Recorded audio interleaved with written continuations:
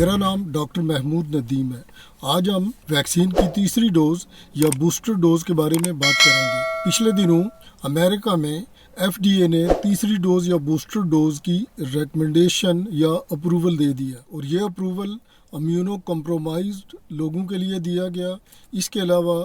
65 سال سے اوپر جن لوگوں کی عمر ہے ان کے لیے بوسٹر ڈوز کی اجازت دی گئی۔ اس کے علاوہ جو بچے امیونو کمپرومائزڈ ہیں اور 12 سال سے زیادہ کی عمر ہے ان کے لیے بھی یہ ویکسین تجویز کی گئی ہے ایف ڈی اے کی طرف سے۔ اس کے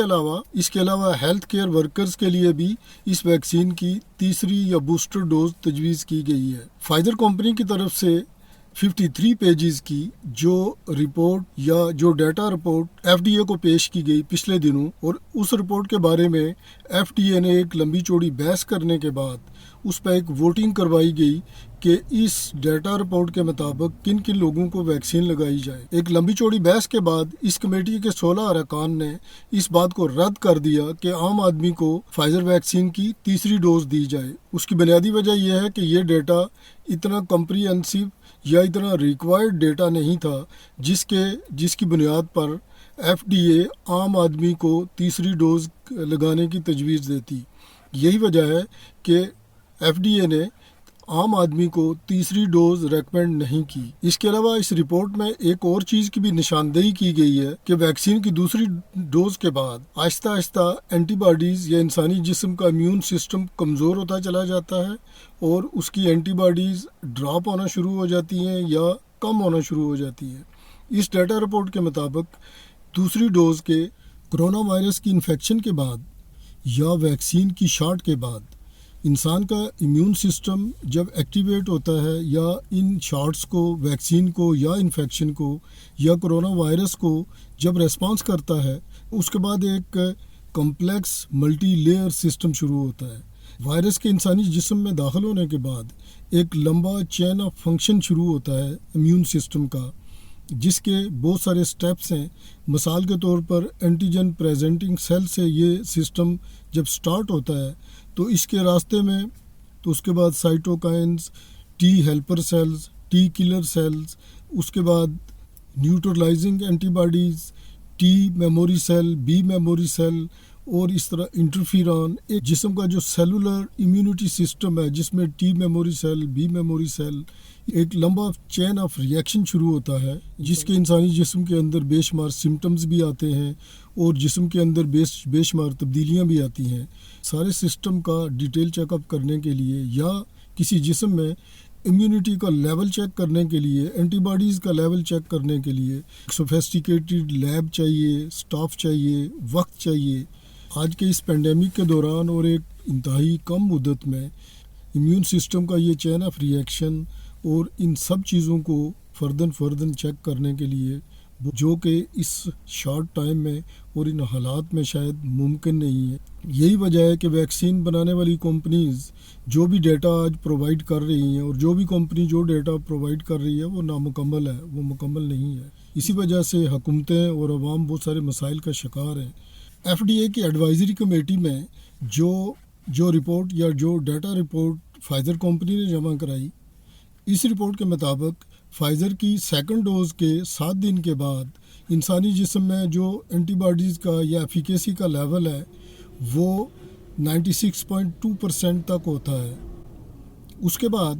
یہ لیول آہستہ آہستہ کم ہونا شروع ہو جاتا ہے، اور 2 سے 4 مہینے کے بعد یہ لیول ڈراپ ہو کر یا اس سے کم ہو کر 91.2% پہ چلا جاتا ہے۔ اسی طرح 4 مہینے کے بعد ایفیکیسی کا یہ لیول مزید کم ہو کر 83.7% چلا جاتا ہے۔ یہی وجہ ہے کہ تیسری یا بوسٹر ڈوز اسی لیے ریکمینڈ کی جاتی ہے کہ انسانی جسم چونکہ تیزی سے اینٹی باڈیز کا لیول گرنا شروع ہو جاتا ہے، اور وائرس کے خلاف اور کرونا وائرس کے خلاف انسانی جسم کا امیون سسٹم کمزور ہوتا چلا جاتا ہے، اسی لیے بوسٹر ڈوز یا تیسری ڈوز ریکمینڈ کی جاتی ہے۔ اس ڈیٹا رپورٹ کے مطابق جن لوگوں کو 2 ڈوز ویکسین لگ چکی ہے، کورونا وائرس کی شدید بیماری سے بھی محفوظ ہیں، اور اس حد تک وہ بیمار نہیں ہوں گے کہ ان کو ہاسپٹل میں داخل کرایا جائے اور یا اس طرح کی کوئی صورت حال ان کے، مگر ایسے لوگوں میں جن کو 2 ڈوز ویکسین لگ چکی ہے ان میں ہلکے پھلکے یا تھوڑے بہت سمٹمز آ سکتے ہیں، لیکن وہ شدید بیماری سے محفوظ ہے۔ دوسری بات، جب ہم کسی ویکسین یا وائرس کی انفیکشن دوسری طرف جب ہم کرونا وائرس کی انفیکشن کے بارے میں بات ہیں، جب ہم یہ بات کرتے ہیں کہ ویکسین کی ایک ڈوز یا دوسری ڈوز انسانی جسم میں قوت مدافعت کس حد تک پیدا کرتی ہے، کتنی اینٹی باڈیز بناتی ہے، وقت کے ساتھ ان میں کتنا فرق آتا ہے، یہ ایک انتہائی کمپلیکس سسٹم ہے، اور ویکسین کے بعد یا انفیکشن کے بعد انسانی جسم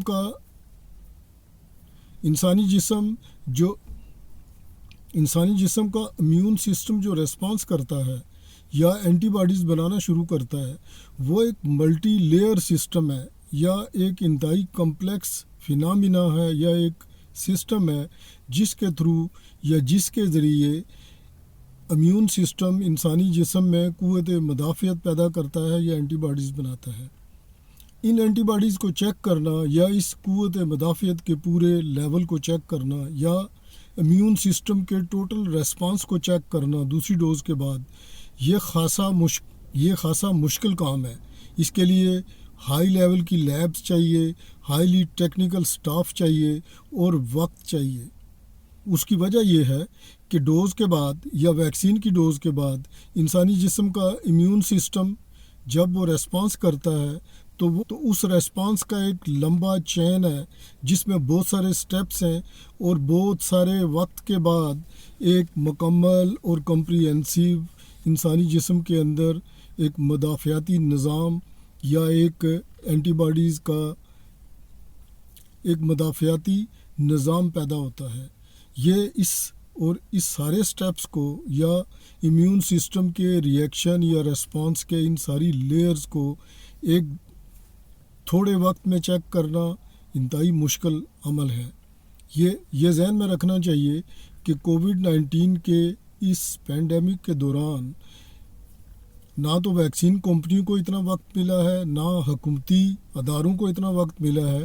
کہ وہ اینٹی باڈیز کے لیول کو پراپرلی چیک کریں، ڈیٹا کلیکٹ کریں، اس پہ پورا ایک جو پروٹوکولز ہیں کلینیکل ڈیٹا کلیکشن کے اور اسی طرح ڈیفرنٹ ویکسین کی فیزز کے، یہ عمل کبھی بھی اس پینڈیمک کے دوران مکمل نہیں کیا جا سکا۔ اور اس کی ایک مثال یہ بھی ہے کہ حالیہ جو ڈیٹا یا جو پیپرز ایف ڈی اے کو یا ایف ڈی اے کی ایڈوائزری کمیٹی کو جمع کرائے گئے، جو فائزر کمپنی نے جمع کرائے، اس ڈیٹا کے اندر بھی ایک کمپریہنسیو یا مکمل رپورٹس موجود نہیں ہیں، جو کہ ایف ڈی اے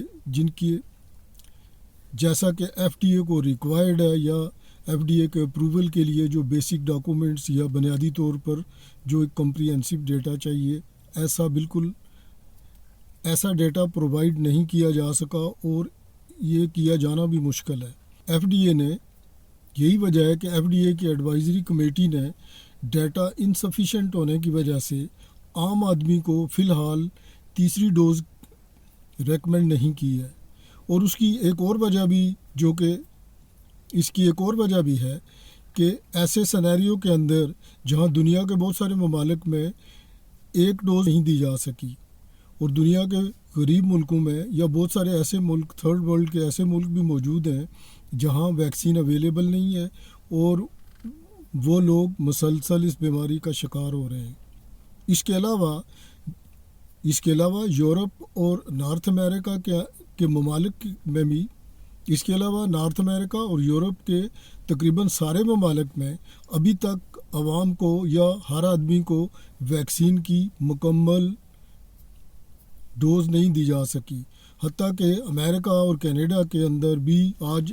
لوگوں کی ایک بڑی تعداد موجود ہے جو ویکسین لگانا بھی نہیں چاہتے اور جن تک ویکسین پہنچ بھی نہیں پائی، اور حتیٰ کہ بہت سارے ایسے لوگ موجود ہیں جن کو پہلی ڈوز ویکسین کی بھی نہیں لگائی جا سکی۔ ایف ڈی اے کا یہ فیصلہ بہترین فیصلہ ہے کہ غیر ضروری طور پر ویکسین اور بغیر ڈیٹا کلیکشن کے اور بغیر ایک ثبوت اور پروف کے عام آدمی کو ویکسین کی تیسری ڈوز فی الحال نہیں دی جانی چاہیے۔ اسی لیے ایف ڈی اے کا اپروول امیونو کمپرومائز لوگوں کے لیے، اس کے علاوہ ہیلتھ کیئر ورکرز کے لیے یا ان بوڑھے لوگوں کے لیے جو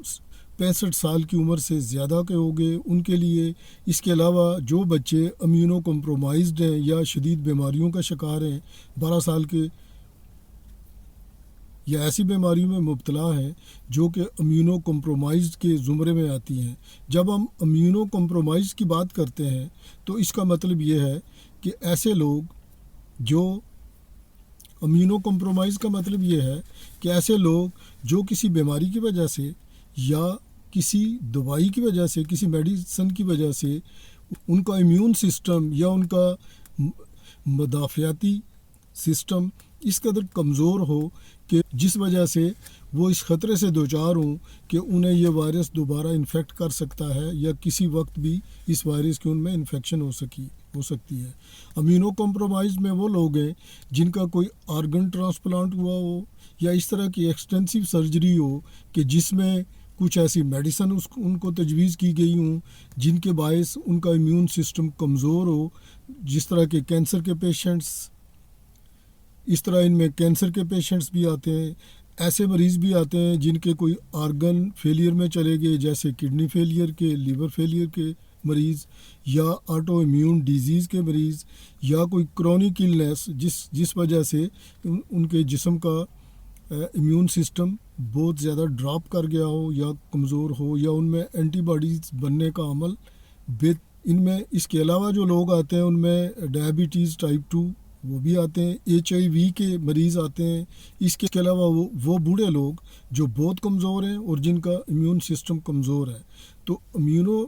کمپرومائز گروپ کے اندر ایک بڑا طبقہ آتا ہے، لیکن ان میں وہی لوگ آتے ہیں جن کو پہلی یا دوسری ڈوز سے ان کے جسم میں اینٹی باڈیز نہیں بن سکی اور وہ ویل پروٹیکٹڈ نہیں ہے کووڈ-19 ڈیزیز کے خلاف۔